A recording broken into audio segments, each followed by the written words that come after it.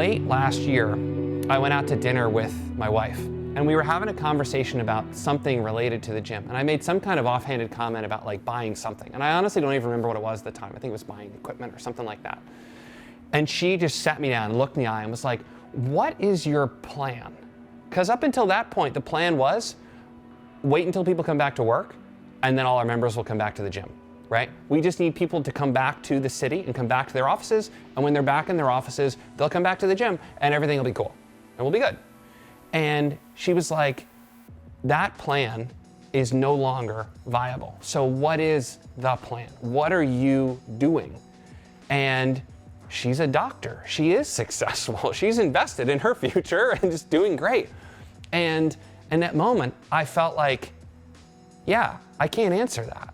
And so I better come up with an answer if I want to be serious about the things that I want to be serious in life. You can be a professional. You can still have fun. You can still have a good time. You can still engage with your members and not lose what makes this type of training so fun and engaging and transformative.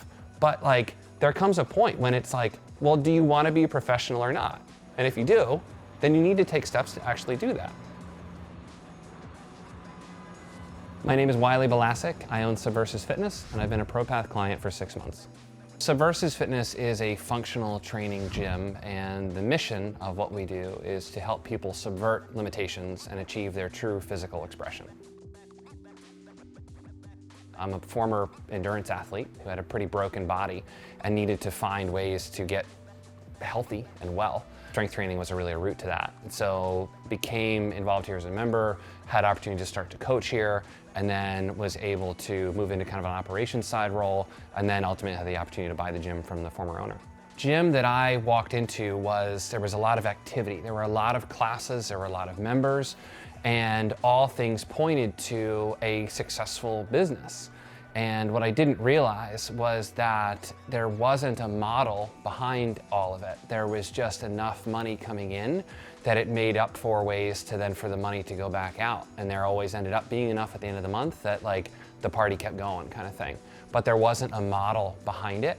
And so that lasted for a while, and it kind of limped along, gradually declining, which I attributed more to like the decline in the popularity of CrossFit, because that's pretty much what we did. And when COVID happened and the business had to be shut down, it forced me to really have a reckoning around the fact that like, no, we didn't really have a business model. And we were relying on our popularity with our members to sustain the business. So once the community element got taken away, it became very clear that we were not being valued largely by our members for the training that we did.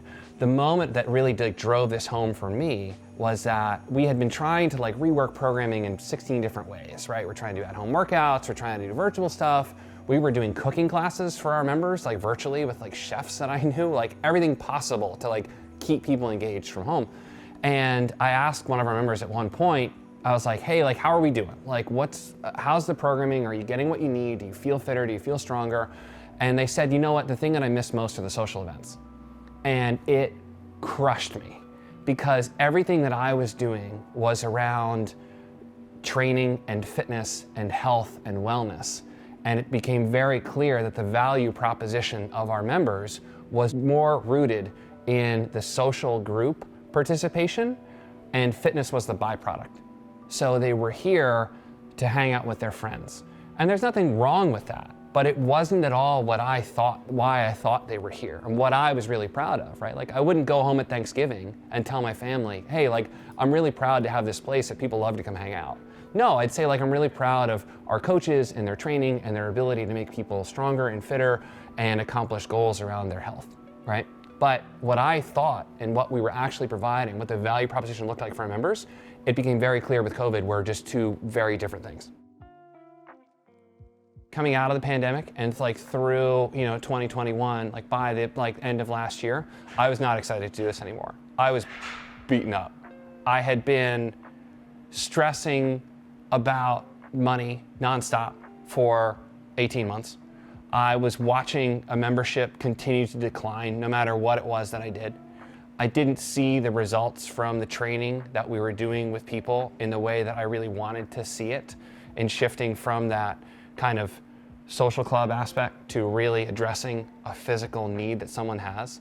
And I was toast. I didn't want to be in here. My body was a wreck. I was injured, and I don't think those things are totally separate from each other. Bottom was my wife's like wake-up call to me.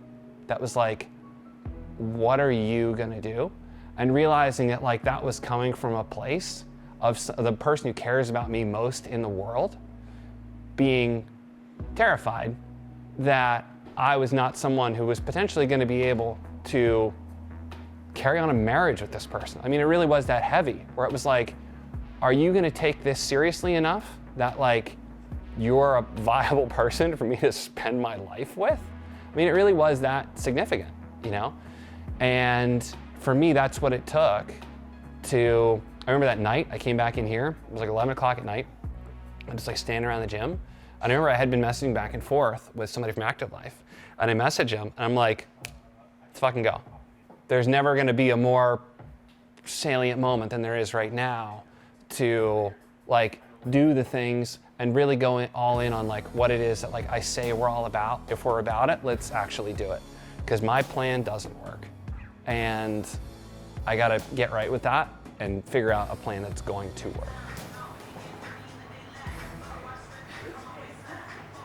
I brought Active Life into the gym and was talking about it a lot. I introduced the movement screen as a tool for our coaches in our onboarding really early on and taught people how to do that because I saw the value of it. And then started leading by example. I started doing a lot of personal training and a lot of solving people's problems. And as people would get banged up or report having chronic pain, they started coming to me. And I think he saw the value in that and how it would be relatively easy to scale, as well as a really fulfilling solution for a segment of the population that often isn't getting served very well by the fitness industry in general. And he took it from there and decided to do ProPath. I didn't really sell him on ProPath, but I think I sold him on Active Life and then demonstrated by doing that it can be done, that the people do exist who need to serve these problems and that they're willing to pay for it. Justin really invested in himself around the coach education side of it. And I try to make it a principle, a habit, whatever you want to call it, to not argue with successful people who are right. And it became very clear that what he was learning was truly enhancing his skills as a coach. And these were principles that, when applied to a business, should be able to provide a level of really professionalism and efficacy that I was really seeking. And I was having trouble kind of finding a way to articulate that, right? And we've done everything out there related to continuing education, from other specialty certifications to CrossFit certifications to OPEX to all these other things. And there's nothing to say there's anything wrong with any one of these certifications, because they all do very different things for different situations to people. But what I started to see with Justin was that he was able to make a sustainable living as a coach. I saw that that had always been something that our coaches were never able to do before, unless we paid them in a way that was totally unsustainable for the business. And so that was the point at which I started to see that like there's substance to this program. We're not talking about just ad funnels and they're gonna teach me how to run Facebook ads. They're gonna actually teach me how, and our coaches, how to run something that will truly enhance people's lives. So we wouldn't be back in that place of being only valued by our popularity, but we would be truly valued because we solved a physical issue for someone and gave them a bigger life as a result of that, which is always what I thought we were doing until I realized we weren't. I mean, Wylie's an incredibly caring person. Like, he cares so deeply about people who have less than him and who need help, and he's really good at seeing people who aren't being served right now in a way that I found a lot of people aren't. If a program is suggested or something is being touted as a solution to the problem, he's very good at analyzing that, but also seeing the people it doesn't include and starting to propose ways we can bring all of those people in, which I think is a really important part of what this place does, Subversus Fitness. The biggest hesitation in starting ProPath was the money, was the financial commitment of it.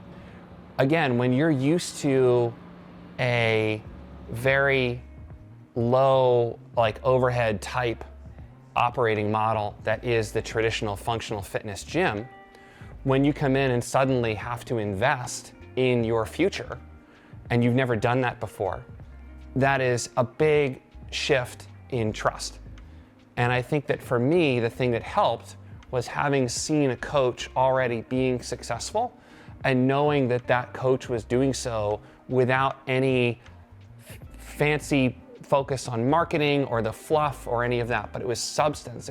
These were things that, like, I saw Justin's clients get better. I saw them stay with him. I saw that change what it meant for him as a coach, and that meant that he'd be able to stay in the industry. And so being able to trust that an investment in my success would be worth it was something that I went back and forth on for a long time in order to do that. Am I ready to actually break out of the way that I used to do things and commit to change and invest in that? Or am I not? And there's no wrong answer to that, but that's a conversation that I think if folks are, then you can really transform what you do in a meaningful way.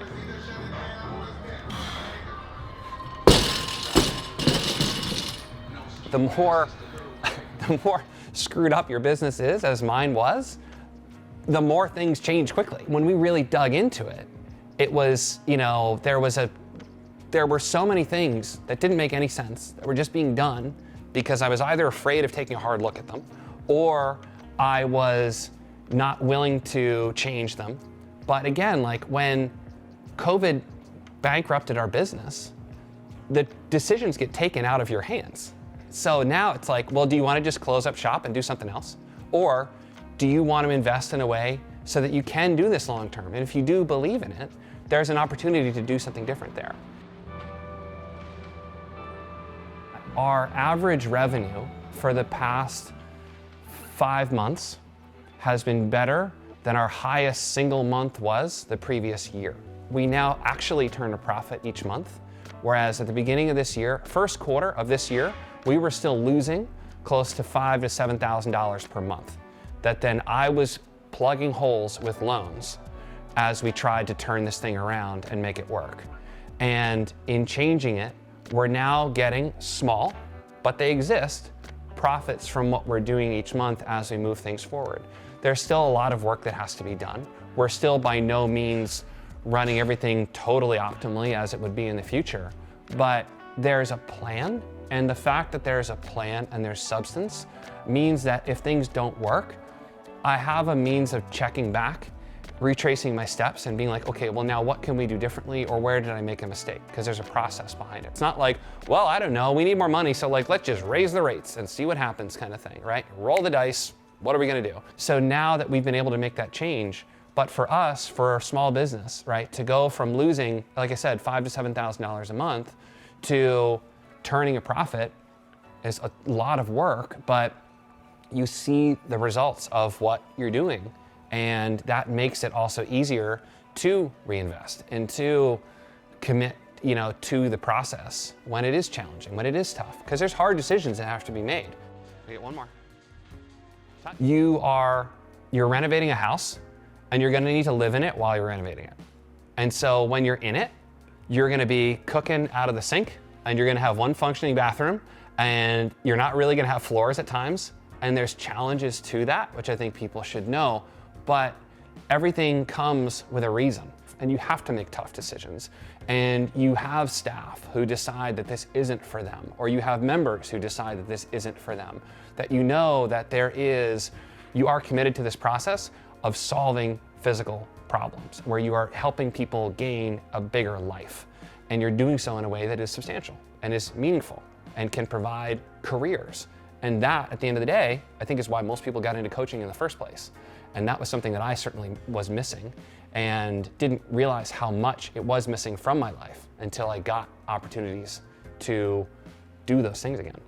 The goal certainly going forward would be to be known as a place where people come to reclaim an active lifestyle. We really say in the mission, it's to achieve your true physical expression, because, and I like that phrase because I think that there are I think that means different things for different people, right? For some people, it means reclaiming their body.